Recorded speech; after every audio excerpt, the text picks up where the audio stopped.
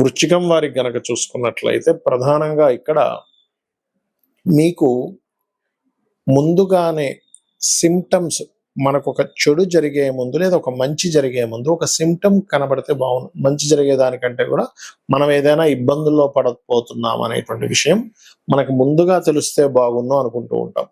అలా ముందుగా తెలిసేటువంటి విషయాలలో ప్రత్యేకంగా మీకు ఎవరు చెబుతారు ఇది అంటే అమ్మవారు చెప్పాలి. ప్రకృతే అమ్మవారు. ప్రకృతి మనకు ఒక హింట్ ఇవ్వాలి. అది స్వప్న రూపంలో కావచ్చు, లేకపోతే మన నిజ జీవితంలో జరిగే అంశాల విషయంలో కావచ్చు. ప్రకృతి ఎప్పుడైతే హింట్ ఇస్తుందో అది మనకి చాలా మటుకు సేవ్ చేస్తూ ఉంటుంది.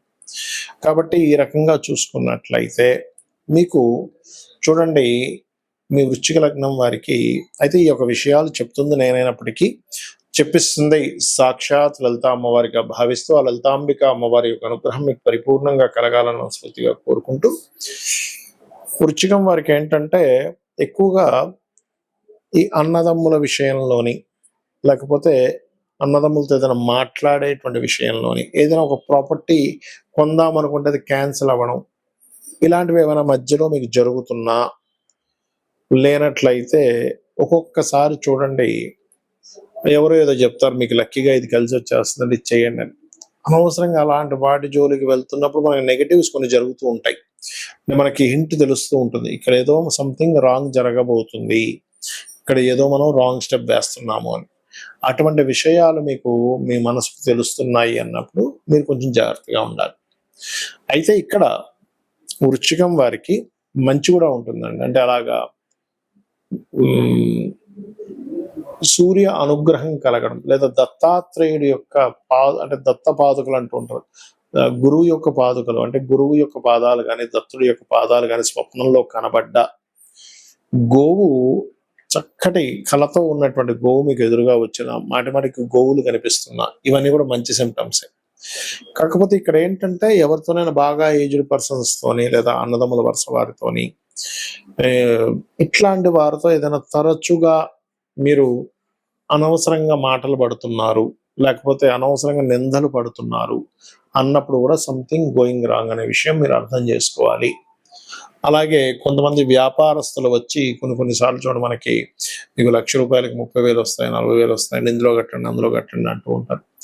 అటువంటివి మీరు మీ చెవున పడుతున్నా, మీకు ఎవరైనా సరే ప్రలోభ పెడుతున్నా కూడా ఇది కూడా ఒక రకంగా మీకు ఎక్కడో బుధ మహర్దశ, లేకపోతే ఈ బుధుడు పాడైన మహాదశ నడుస్తుంది. అంటే మరింత జాగ్రత్తగా ఉండాలి, గుర్తుపెట్టుకోండి వృశ్చికం వారు.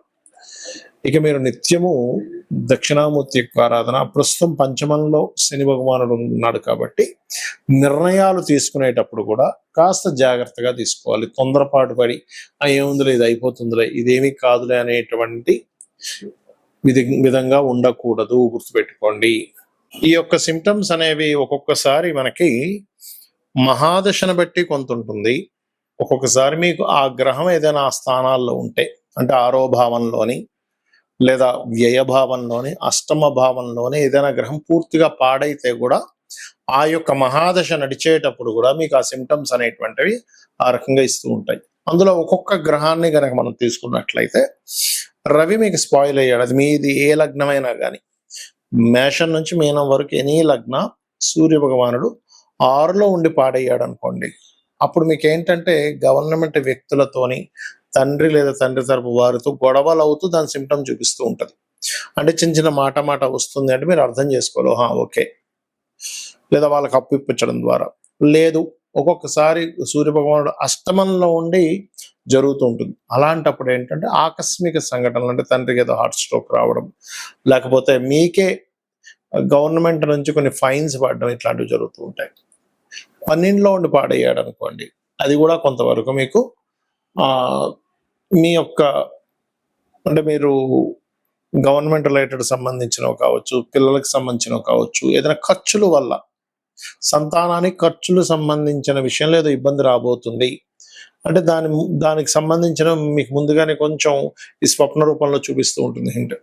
ఆ రకంగా 6లో కానీ 8లో కానీ 12వ భావంలో కానీ ఉండేటువంటి గ్రహాలు ఆ విషయంలో ఖర్చుల్ని, ఆ విషయంలో ఇబ్బందుల్ని, ఆ యొక్క విషయంలో గొడవల్ని ఇస్తూ ఉంటుంది.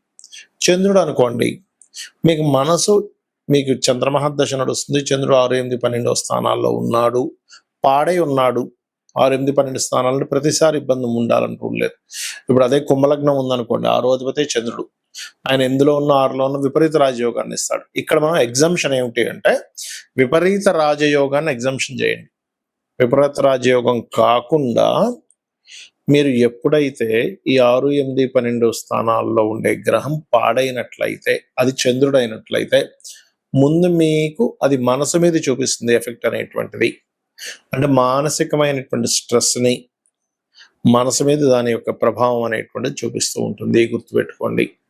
ఇక అదే విధంగా చంద్రుడు తర్వాత కుజుడు మీకు 6, 8, 12 స్థానాల్లో కుజుడు నీచభంగ రాజయోగం, విపరీత రాజయోగాలు కాకుండా స్పాయిల్ అయినట్లయితే, అది మీకు ఇచ్చేటువంటి ఆ మహాదశ అంతర్దశల్లో మీకు ముందుగా చిన్న చిన్న గొడవలు మీ లైఫ్లో జరుగుతూ ఉంటాయి. అది వాహనం మీద వెళ్ళేటప్పుడు వెనక నుంచి ఒకడు వస్తాడు, ఏం నువ్వు ఎలా నడుపుతున్నావు అంటాడు, లేకపోతే ఏదో ఒకటి ఓ భూమి కొనడానికి వెళ్ళాం, లేకపోతే ఇంట్లో వాళ్ళతో చిన్న చిన్న విషయాలనే పెద్ద గొడవలు అవ్వడం జరుగుతూ ఉన్నాయంటే మీకు నడుస్తున్న కుజమహర్దశ సంథింగ్ గోయింగ్ రాంగ్ అని మీరు అర్థం చేసుకోవాలి. అలా కాకుండా ఆ కుజుడు బాగున్నాడు, చిన్న చిన్న ల్యాండ్స్ డీల్స్లోనే బాగా డబ్బులు వస్తున్నాయి, అప్పుడు ఆ కుజుడు బాగా పనిచేస్తున్నాడు అని అర్థం. ఇక్కడ ఏంటంటే మహాదశ అది ఇచ్చేటువంటి ముందుగా చెప్పేటువంటి సిమ్టమ్ ఏమిటి మీకు ముందుగా అర్థమవుతూ ఉంది. ఓకే, ఇలా జరుగుతుంది కాబట్టి నాకు ఇలా జరగనున్నాయి, ఇలాంటివి వస్తున్నాయి. అందుకే చూడండి, ఎవరికైనా రాహుకేతులు మహాదశలు నడిచేటప్పుడు ఎక్కువగా వాళ్ళకి సర్పాలు కనబడడం, సర్పాలు స్వప్నంలోకి రావడం జరుగుతూ ఉంటుంది. అది మంచిగా ఉన్నాయనుకోండి రాహుకేతులు, వాళ్ళకి పాజిటివ్గా ఇస్తూ ఉంటుంది ఆ రిజల్ట్స్. అలా కాకుండా స్వప్నంలో పాము చుట్టేసినట్టుగా వస్తే రాహుకేతుల యొక్క ప్రభావం బాలేదని అర్థం.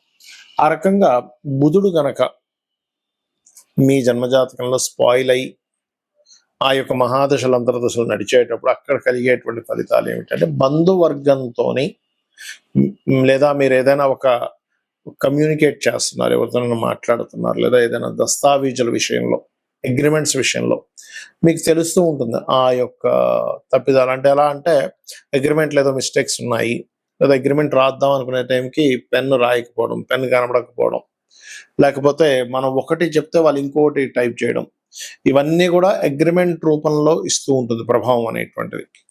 ఆ రకంగా మనకి గురుగ్రహం గనక మీకు 6, 8, 12 స్థానాల్లో పాడైతే గనక మీకు గురువుల నుంచి వచ్చేటువంటి కొన్ని ఏవైతే ఉంటాయో అవి మీకు అంటే వాళ్ళతో గొడవలు అవ్వడం కానీ, లేదా వాళ్ళ యొక్క ఆరోగ్య పరిస్థితి బాగోకపోవడం కానీ, ఆ రకంగా ఏదైనా దత్తక్షేత్రాలు వెళ్దామంటే ఏదో ఆటంకం రావడం కానీ, ఇవన్నీ కూడా ఏంటంటే మీకు గురుగ్రహం ఈ యొక్క మహాదశలు అంతర్దశలు మీకు బాగుండట్లేదని సిమ్టమ్ ఇస్తుంది అనమాట. అది శుక్రుడు స్త్రీలకి, వివాహానికి, లగ్జరీ లైఫ్కి, వాహనాలకి, గృహాలకు కారకుడు. ఈ శుక్రుడి యొక్క మహాదశ చాలా మంది వచ్చినప్పుడు ఏమనుకుంటారంటే నాకేంటంటే శుక్ర మహాదశ వచ్చిందంటారు. కానీ అది గనక బాగుందా బాగోలేదా మీకు సిమ్టమ్స్ ఎలా తెలియాలి?